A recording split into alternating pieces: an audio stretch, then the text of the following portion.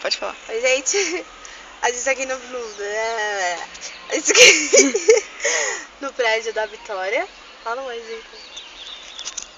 Oi, galera. E a gente tava fazendo o desafio de quem consegue tirar o cabelo da cara primeiro. Então eu vou tentar, né? Na verdade era pra filmar ao mesmo tempo, né? A gente fazendo. Tudo bem.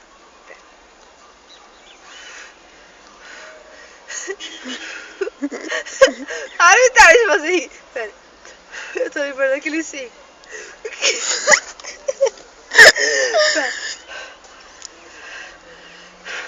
Gente, eu pensei que era Vitória. Que Vitória? Perudini.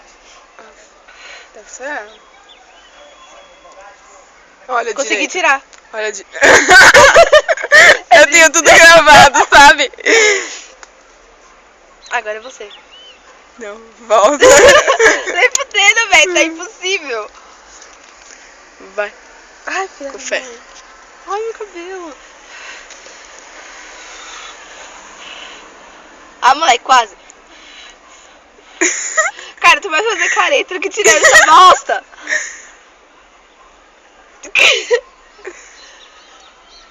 Aqui essa do celular. Vai, filha.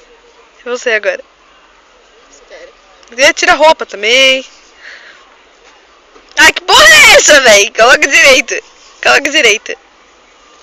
Isso. Agora vai. Gente. Meu cabelo não anda, velho. Nem o cabelo anda, querida. Se liga.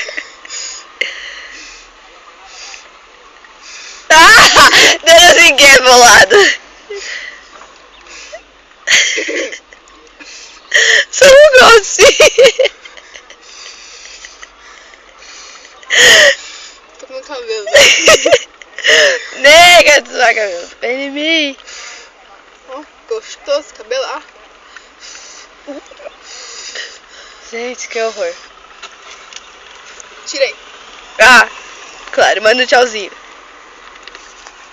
Nossa.